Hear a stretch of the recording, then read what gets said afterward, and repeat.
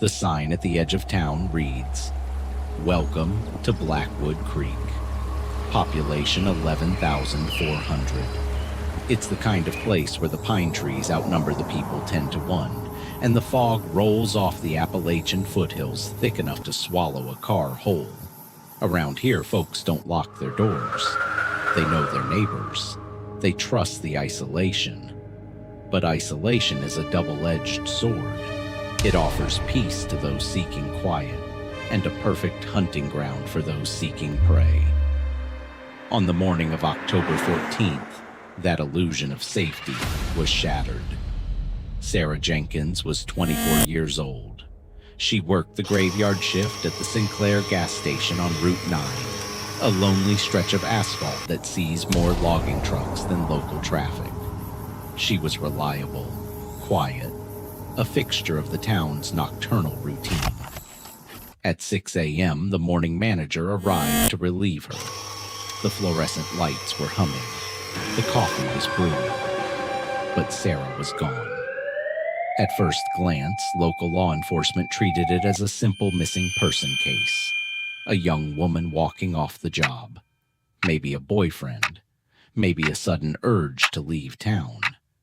But as criminal profilers know, the absence of evidence is often the most glaring evidence of all. When you look closely at the scene, the narrative shifts violently from a voluntary disappearance to a highly organized abduction. The cash register was untouched. $240 sat safely in the drawer. Her purse, keys, and winter coat were still in the break room. It was 40 degrees outside. No one walks away into the freezing mountain air without their coat. More importantly, there was no sign of a struggle. No overturned displays. No broken glass. Whoever took Sarah didn't rely on brute force. They relied on control. They used the environment, the isolation, and perhaps even her own trust against her. This wasn't a crime of passion born out of a sudden rage. It was a calculated strike, a tactical maneuver executed by someone who had watched the station, learned her schedule, and understood exactly how long it takes for a single local deputy to respond to a dispatch call in a county spanning 600 square miles. We are not looking for a drifter. Drifters are messy. They act on opportunity, leave chaotic scenes, and take the cash to fund their next mile. The Phantom of Blackwood Creek left the money. They didn't want the cash. They wanted Sarah. To find a predator who leaves no physical footprint, we have to look for their psychological footprint. We have to analyze the void they left behind. Over the next few chapters, we will deconstruct the victimology, examine the forensics, and build a psychological profile of a killer who is, most likely, hiding in plain sight. In criminal profiling, before we can begin to understand the predator, we must first dissect the prey. This is the science of victimology. We don't merely look at who the victim was, we look at what they represented to the offender. Every choice a killer makes, from the target to the location to the time of day, is a piece of psychological data. Sarah Jenkins was categorized by investigators as a low-risk victim. In the taxonomy of violent crime, low-risk victims are individuals whose lifestyle choices do not naturally expose them to danger. She wasn't involved in narcotics. She didn't hitchhike. She lived at home with her mother, and her social life consisted largely of reading paperback novels and attending Sunday service. Her routine was as predictable as the sunrise over the Appalachian Ridge. But in the eyes of a predator, predictability is synonymous with vulnerability. Why Sarah? Was she targeted specifically, or was she simply a crime of opportunity? To answer that, we must examine the canvas the killer chose to work on, the Sinclair station on Route 9. Geographically, the station sits on a two-lane highway flanked by miles of dense, unforgiving forest. To the north, the road winds up into the treacherous mountain passes. To the south, it connects directly to the interstate. It's a location that offers extreme isolation, but more importantly, it offers immediate egress. A perpetrator could strike and be 3 counties away before the coffee in the station's pot even burned. The crime scene itself is a masterclass in forensic absence. When local deputies arrived, men who were accustomed to breaking up bar fights and chasing poachers, they found themselves staring into a void. The immediate assumption was a robbery gone wrong, yet the register was perfectly balanced. $240 sat neatly in the tray. The floor safe was locked and undisturbed. The rows of cheap liquor, cigarettes, and lottery tickets were entirely intact. Let's walk through the timeline of that freezing October morning. At 3:15 a.m., the security camera facing the front pumps flickered and died. A clean cut to the external wiring. This single action tells us 2 critical things. First, the offender brought tools. They didn't just wander in off the highway.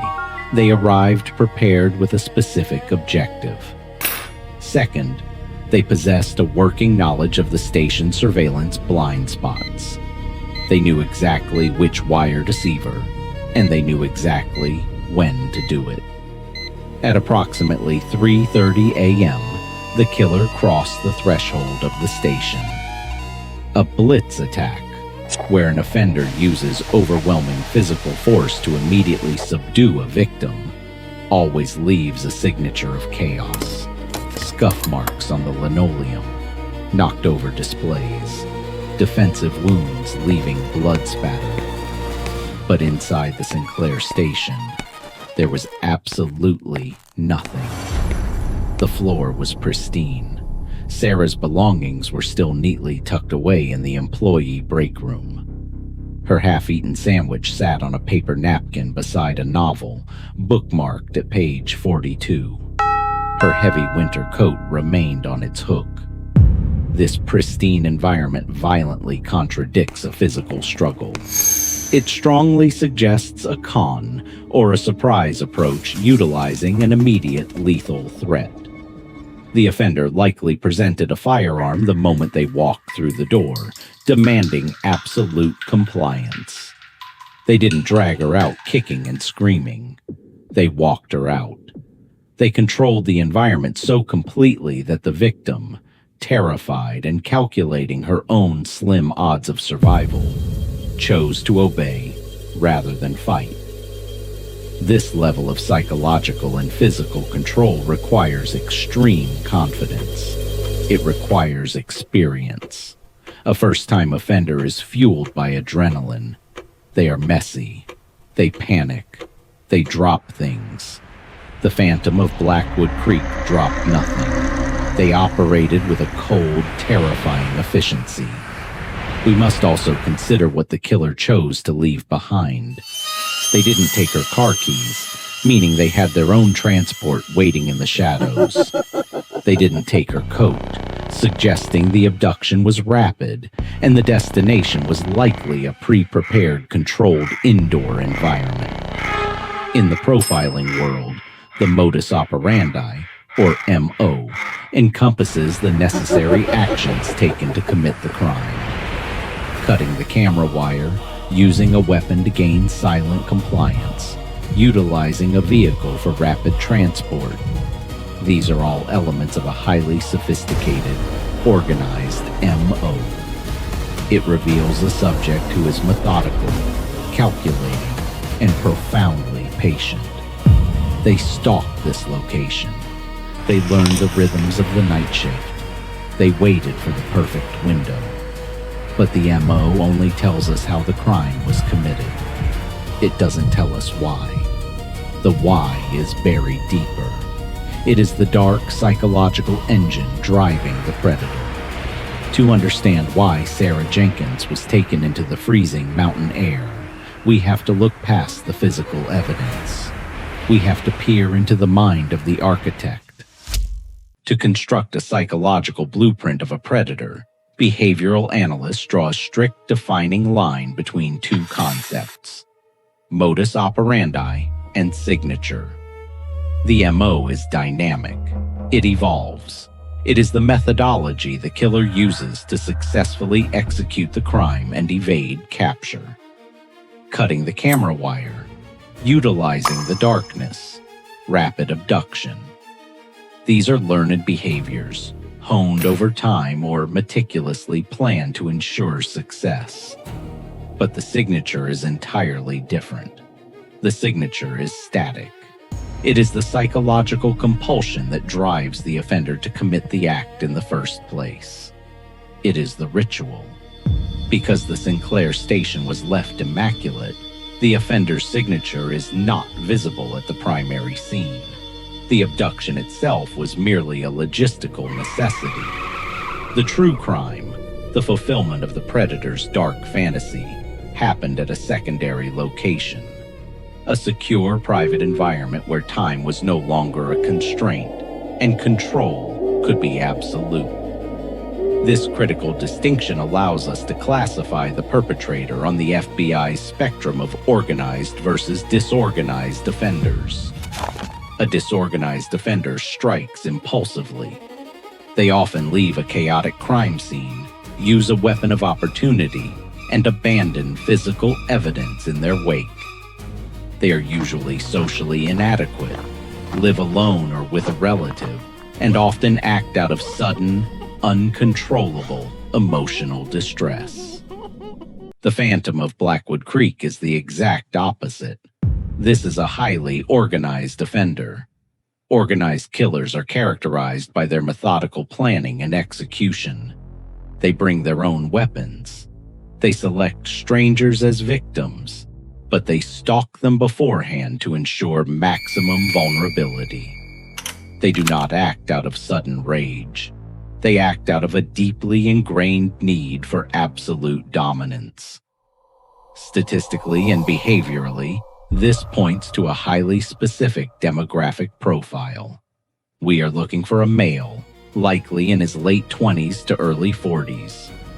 The precision of the camera sabotage and the knowledge of deputy patrol routes suggests someone with technical proficiency and a keen understanding of local law enforcement protocols.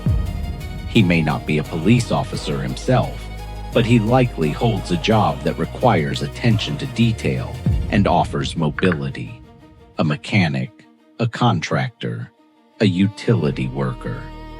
Someone whose presence in a white utility truck or a standard pickup at 3 a.m. would not warrant a second glance from a passing night shift deputy. He is employed. He is likely charismatic, or at the very least, socially competent enough to mask his underlying psychopathy. This is what behavioral scientists refer to as the mask of sanity. In a city of millions, an organized offender can hide in the anonymity of the crowd. But Blackwood Creek only has 11,400 residents. The mathematics of isolation change the profile entirely. In a town this size, anonymity does not exist. Everyone is perceived to be known. Therefore, the killer's greatest camouflage is not invisibility. It is normalcy. He is not the town outcast muttering to himself at the end of the bar. The outcast is watched. The outcast is the first person law enforcement questions when a young woman vanishes. The man who took Sarah Jenkins is the man who holds the door open for you at the post office. He is the man who complains about the property taxes at the town hall meetings. He is seamlessly woven into the mundane fabric of the community. This level of integration requires an exhausting amount of psychological compartmentalization. He lives two completely separate lives. By day, he projects the image of a helpful neighbor or a reliable worker. By night, he cultivates a predatory fantasy that culminated in the meticulous abduction on Route 9. When profilers look at an organized offender operating in a rural setting, the investigation often pivots to their vehicular history and property access. A secondary location requires ownership or unmonitored access to secluded property, an abandoned hunting cabin, an inherited piece of acreage, or a heavily modified outbuilding on a remote stretch of county road. He needed a place where the acoustics of the surrounding forest would swallow any sound. A place he prepared well in advance of October 14th. This level of premeditation is what makes the organized rural offenders so exceptionally difficult to catch. They build their traps long before they ever select their prey. But even the most meticulous architect makes mistakes. The human element is inherently flawed. As we move from the psychological profile to the physical suspect pool, we must look for the microscopic cracks in that mask of sanity. A sudden change in routine. A vehicle thoroughly detailed the morning of the 15th. An unexplained absence from work.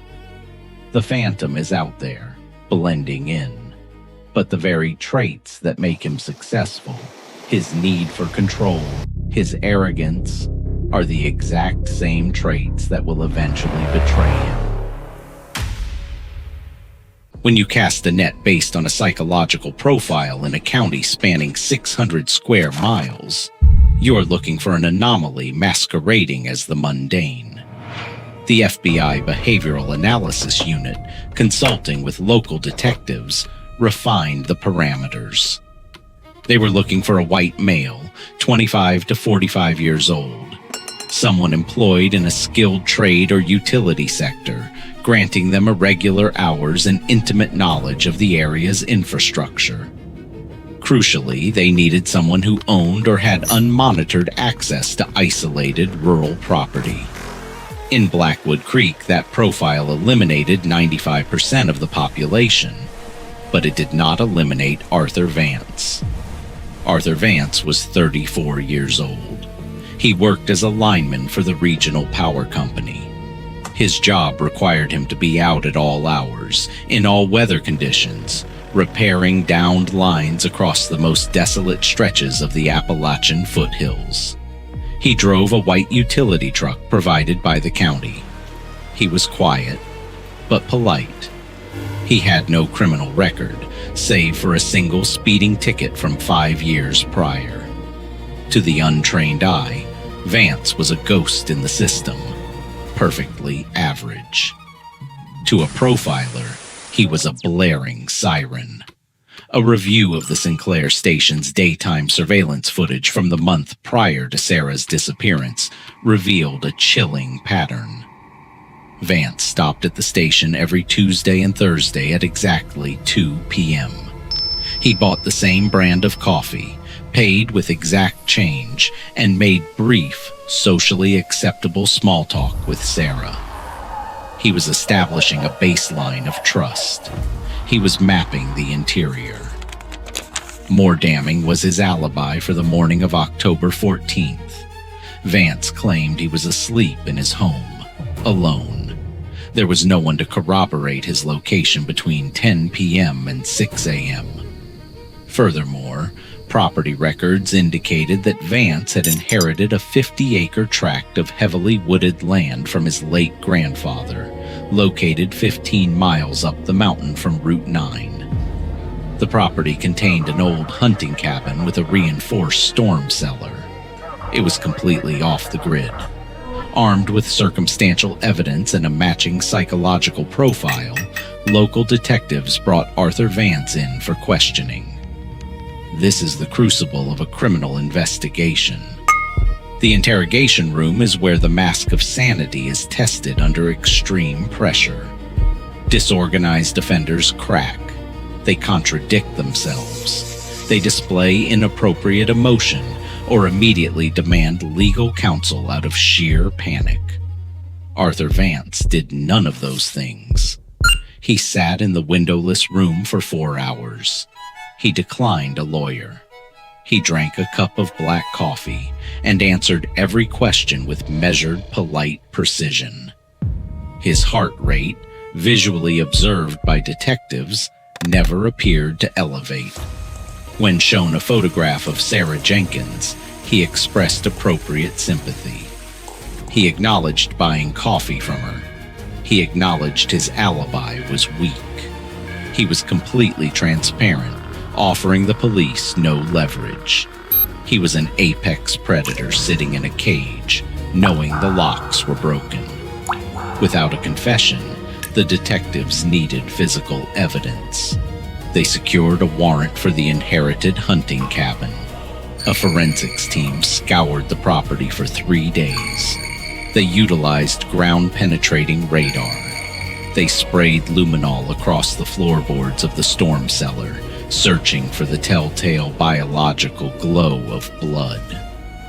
They found nothing. The cellar smelled faintly of industrial bleach, a detail that screamed guilt to every seasoned investigator on the property. But the scent of bleach is not admissible in a court of law as proof of murder. There was no DNA. There was no weapon. There was no clothing. And most importantly, there was no body. In the American justice system, the burden of proof is absolute. A psychological profile, a faint smell of bleach, and a weak alibi are not enough to strip a man of his freedom. The district attorney reviewed the case file, looked at the lack of physical evidence, and refused to file charges. Arthur Vance walked out of the police station a free man. This is the agonizing reality of the small-town cold case. The procedural television shows promise a neat resolution within 60 minutes. A hair follicle found in a trunk. A tearful confession. But reality is far more brutal. Reality is an organized offender who is simply better at hiding his sins than the system is at uncovering them. Sarah Jenkins remains a missing person. The Sinclair station on Route 9 is still open, serving coffee to loggers and drifters in the early hours of the morning. And Arthur Vance still lives in Blackwood Creek.